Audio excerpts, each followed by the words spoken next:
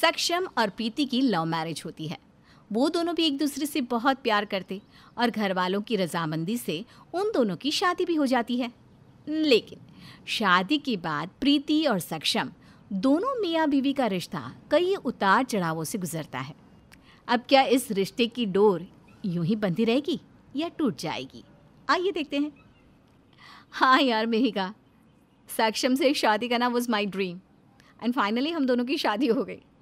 लेकिन तू नहीं आई शादी में, उधर विदेश में ही डेरा जमाए बैठी है। अब क्या करूँ प्रीति, तुझे तो पता ही है यहाँ के ऑफिस में एक दिन भी छुट्टी नहीं देते। यहाँ की वर्क लाइफ ना बहुत स्ट्रिक्ट है। बाय द वे, शादी के बाद की लाइफ तो और भी अमेजिंग होगी, है ना? तुम्हारे जीजू आज खास मेरे लिए 2 घंटे लाइन में खड़े होकर आलू जलेबी लाने वाले हैं। ओह सो रोमांटिक यार, really. I just hope and pray कि मुझे भी सक्षम जैसा कोई लड़का मिल जाए। सक्षम आज प्रीति के लिए 2 घंटे लंबी कतार में लगकर आलू जलेबी लाने वाला था और प्रीति भी बेसब्री से उसके आने का इंतज़ार कर रही थी और बार बार घड़ी के कांटे को निहार रही थी। लेकिन रात में सक्षम खाली हाथ ही घर लौटता है। तभी सास इंद्रावती और ससुर तेजेंद्र भी मौजूद होते हैं। ये क्या सक्षम, तुमने मेरे लिए आलू जलेबी नहीं लाए? सॉरी प्रीति, वो मैं भूल गया। ऑफिस में इतना प्रेशर चल रहा है आजकल कि बस दिमाग हैंग हो जाता है यार। कल पक्का लाऊंगा बस। नो सक्षम, मुझे अच्छी तरह से पता है कि तुमने ये सब जानबूझकर किया है। शादी से पहले तो मुझसे इतना प्यार करते थे, लेकिन जब से मैं तुम्हारी गर्लफ्रेंड से बीवी बनी हूँ तुम मुझे इग्नोर करने लगे हो। प्रीति मैं कह रहा हूँ ना, सच में भूल गया यार। मैंने तुम्हें मैसेज भी किया था, तुमने उसे सीन करके छोड़ दिया। तुम्हें 2 घंटे चंपूलाल मिष्ठान भंडार की लाइन में खड़े रहकर पसीने बहाकर मेहनत करने में आलस आया होगा ना? हाँ, इसलिए तुम नहीं लिख रहा है। शादी के पहले तो रात को खाने के बाद मेरी बिल्डिंग के नीचे 3-3 घंटों तक रुकते थे। मैं बालकनी में कब आऊं और तुम मुझे कब देखोगे इसके इंतजार में एक दूसरे की एक झलक पाने के लिए पागल होते थे हम। अरे लेकिन प्रीति बहू, सक्षम बोल रहा है ना कि ऑफिस के काम में। मम्मी जी, आप तो मत बोलिए कुछ, अब तो मैं खाना ही नहीं खाऊंगी। प्रीति रूठ कर रोते हुए अपने कमरे में चली जाती है और दरवाज़ा जोर से बंद कर देती है। प्रीति अब खाना खाना भी छोड़ देती है और सक्षम के लाख समझाने पर भी वो समझती नहीं। फिर सक्षम भी उससे बात करना बंद कर देता है। दोनों एक ही छत के नीचे रहकर भी अलग अलग सोते हैं। फिर जैसे तैसे जब घर में मेहमान आते हैं तभी उन्हें ना चाहते हुए भी बात करनी पड़ती है एक दूसरे से।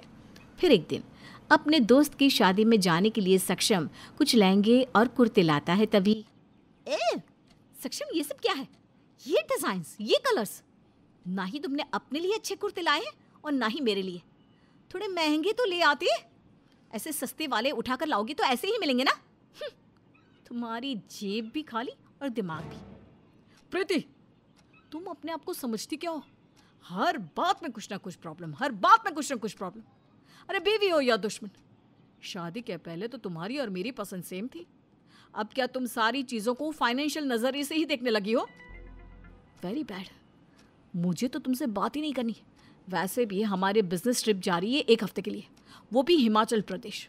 मैं तो तुम्हें फोन भी नहीं करूंगा, तुमसे दूर रहने में ही भलाई है। सक्षम नाराज होकर बैग पैक करता है और बिजनेस ट्रिप के लिए निकल जाता है। एरोप्लेन में सक्षम बार बार अपना फ़ोन चेक करता है। कितनी अकड़ है देखो प्रीति में। जब ये रूठती है तब मैं इसे मनाने के लिए ज़मीन आसमान एक कर देता हूँ, और अब देखो एक फ़ोन या एक मैसेज तक नहीं किया। जाने दो, मैं भी इससे बात नहीं करूँगा।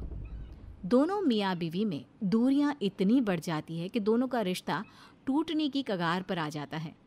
एक रोज़ जब प्रीति की सहेली की बर्थडे पार्टी होती है तभी वो सभी कपल्स को एक साथ बुलाती है और प्रीति को सक्षम से कहना पड़ता है, सक्षम आज सभी अपने अपने पतियों के साथ ब्लैक वेस्टर्न ड्रेस और कोट पैंट में आएंगे, तुम भी चलोगे ना मेरे साथ? नहीं, मैं तुम्हारे साथ कहीं नहीं जाऊँगा।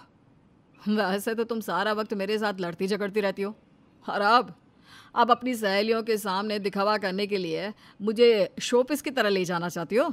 दुनिया को दिखाने के लिए कि हम कितनी हैप्पी मैरिड लाइफ जीते हैं, है ना? सक्षम चला जाता है। प्रीति उदास हो जाती है। मन ही मन सक्षम को भी बहुत बुरा लग रहा था और प्रीति को भी, लेकिन दोनों की जिद, नाराज़गी और गुस्सा उनके प्यार के बीच आने लगता है। अपने बेटे और बहू को इस तरह देख इंद्रावती और तेजेंद्र घबरा जाते हैं। एक सुबह जब सक्षम और प्रीति अपने अपने कमरे के बाहर हॉल में आते हैं, तब देखते हैं कि तेजेंद्र और इंद्रावती आपस में ज़ोर ज़ोर से चिल्लाते हुए लड़ रहे हैं, झगड़ रहे हैं। अरे लेकिन तुम्हारी चचेरी बहन के बेटे की शादी में मैंने इतना पैसा दिया, उसका क्या? हाँ हाँ, आप तो यही बोलोगे ना, आखिर सुना ही दिया ना आपने। सुना नहीं रहा, बता रहा हूँ। तुम पूछ रही हो ना इसलिए। और वैसे भी मुझे ना तुम्हारे मायके वाले पसंद ही नहीं आते, सबके सब एक जैसे चिरकुट कहीं के। हाँ हाँ, तुम्हारे परिवार वाले तो बड़े अच्छे और दूध के धुले हैं ना। तुम्हारे पीठ पीछे तुम्हारी ही बुराई करते हैं। ऐसे लोगों से क्या वास्ता रखना, बेवकूफ़ पागल परिवार। इंद्रावती, तुम अब हद पार कर रही हो। हद तो क्या, मैं अब सब कुछ पार करूंगी। बस बहुत हो गया आपका तमाशा। मैंने बस एक बात क्या कह दी आपके परिवार वालों के बारे में, आप तो मुझ पर राशन पानी लेकर चढ़ गए और साथ में मेरे मायके वालों की भी इतनी बुराई कर दी। जैसे कि तुमने तो बहुत चाशनी जैसी मीठी बातें बोली है ना मेरे परिवार वालों के बारे में अभी अभी। पहले आपने कहा। नहीं, पहले तुमने कहा। अरे आपने नहीं, तुमने। बस मुझे नहीं रहना और आपके साथ एक ही छत के नीचे। जा रही हूँ मैं अपने मायके, और अब तो आपके खर्राटों से भी राहत मिलेगी मुझे। हाँ हाँ, जाओ जाओ, अभी क्या अभी जाओ। अरे जा ही रही हूँ। बूढ़े होने के साथ साथ पगलेट भी होते जा रहे हो दिन ब दिन। इंद्रावती अपना सूटकेस पैक करने लगती है। तभी प्रीति और सक्षम दोनों भी घबरा जाते हैं और उन्हें रोकते हैं। पापा बस कीजिए आप। माँ, आप कहीं नहीं जा रही हैं, ये सूटकेस मुझे दे दीजिए। मम्मी जी, पापा जी, ये आप दोनों क्या कर रहे हो? इतनी छोटी सी बात का इतना बड़ा बतंगड़ बना रहे हो। आप दोनों के अलग अलग विचार भी तो हो सकते हैं ना, तो इसका ये मतलब तो नहीं ना कि आप छोटी छोटी बातों पर लड़ते रहे। और आप दोनों एक दूसरे से प्यार करते हो, तो इन छोटी छोटी बातों से क्यों अपने पक्के रिश्ते को फीका करना? तभी तेजेंद्र और इंद्रावती मुस्कुराने लगते हैं और उन्हें इस तरह अचानक से मुस्कुराते देख सक्षम और प्रीति हैरान रह जाते हैं। ये आप दोनों इस तरह मुस्कुरा क्यों रहे हो? माँ पापा, आप दोनों मुस्कुरा क्यों रहे हो? हम लड़ नहीं रहे थे बच्चों, हम तो नाटक कर रहे थे और हमें इस नाटक का अच्छा नतीजा भी मिल गया। प्रीति बहू सक्षम, तुम दोनों ने जैसे हमें समझाया वैसे ही अपने रिश्तों के बारे में समझदारी से क्यों नहीं समझते?